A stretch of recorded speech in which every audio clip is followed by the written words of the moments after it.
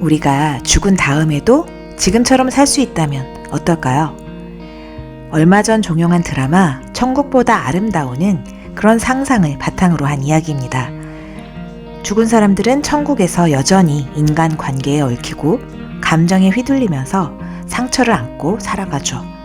자신이 원하는 나이로 살 수 있고 강아지도 사람처럼 살아가며 윤회도 존재하고 때로는 천국에서 지옥으로 떨어지기도 합니다. 이 세계의 운영자는 하나님이 아니라 센터장이고 등장하는 목사조차 구원에 대해 명확하게 알지 못하죠.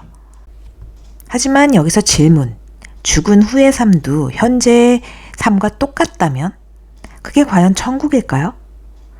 그리고 죽어서도 이전의 관계와 삶을 그대로 반복해야 한다면 삶과 죽음의 의미는 무엇일까요? 오늘 드라마 천국보다 아름다운을 통해 진짜 천국에 대한 이야기 해보려고 합니다. 한 여자가 죽음 이후에 열차를 타고 어디론가 떠나갑니다. 그녀는 자신이 죽어서 지옥에 갈 거라고 확신했지만 열차는 그녀를 천국까지 데려다 주죠. 그곳에서 몇 살로 살고 싶냐고 물어서 남편이 죽기 전 제일 예쁘다고 했던 80세를 선택하게 됩니다. 그리고 천국에 있다는 남편을 찾아간 거죠. 그런데 그 남편은 천국에서 30대의 얼굴과 몸으로 그녀를 맞았습니다. 자, 이 부부에게는 어떤 일들이 일어날까요? 두 사람은 재회했고 나이 차이의 갈등은 있었지만 이승에서와 같이 부부로 살아갑니다. 두 사람은, 아니 천국에 있는 모든 사람은 여전히 과거의 상처를 품고 있고 복잡한 인간관계 속에서 실수와 오해, 갈등을 반복하죠. 감정은 여전히 요동치고 완전한 평안은 없는 모습으로 살아갑니다. 이런 모습은 오히려 천국이 아니라 또 다른 삶의 무대처럼 느껴지는데요. 그렇다면 우리는 왜 죽어야 하는 걸까요? 삶이 그냥 반복된다면 죽음은 하나의 쉼도 완성도 아닌 단순한 이동에 불과할 텐데요.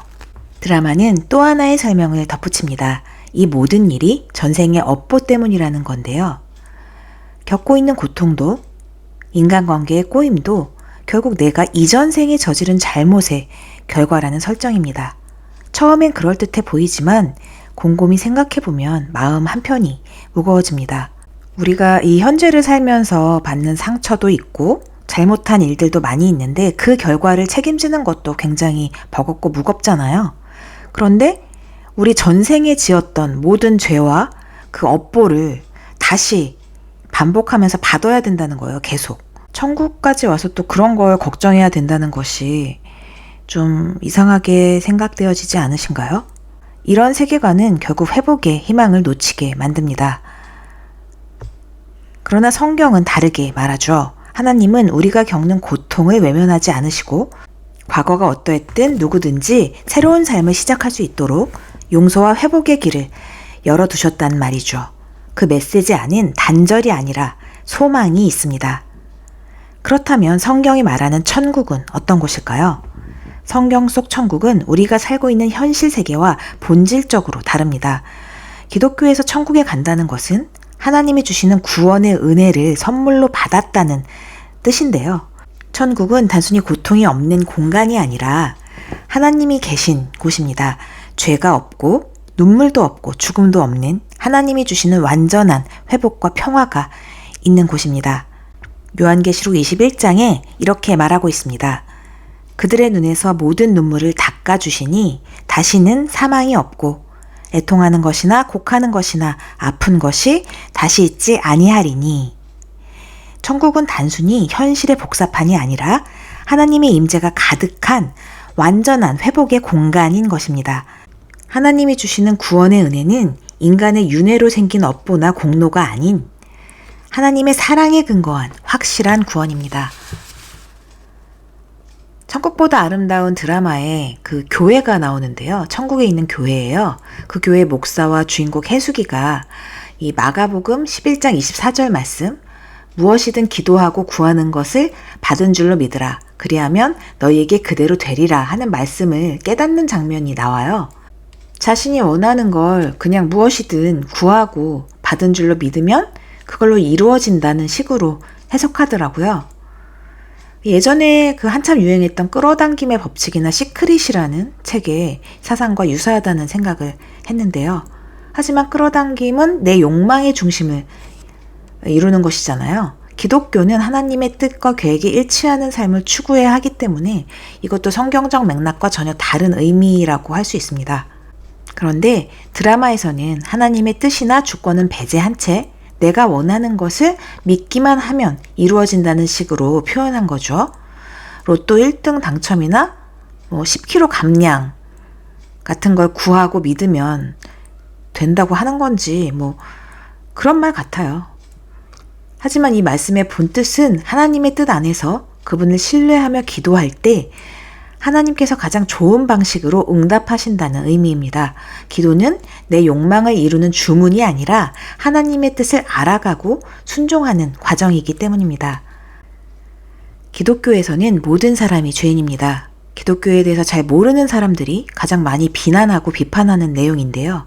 하지만 우리가 하나님 앞에 모든 사람이 죄인이라는 것이 기독교 세계관의 가장 핵심적인 부분입니다. 그리고 그 죄의 결과는 죽음이고요. 하지만 하나님은 예수님을 통해서 구원의 길을 여셨고 그를 믿는 자는 누구나 영생을 얻습니다. 구원으로 천국에 가는 것은 죄가 49%이고 착함이 51%로 나와서 교환받는 마일리지 혜택이 아니라 예수 그리스도의 죽음을 통한 은혜의 선물이라는 거예요.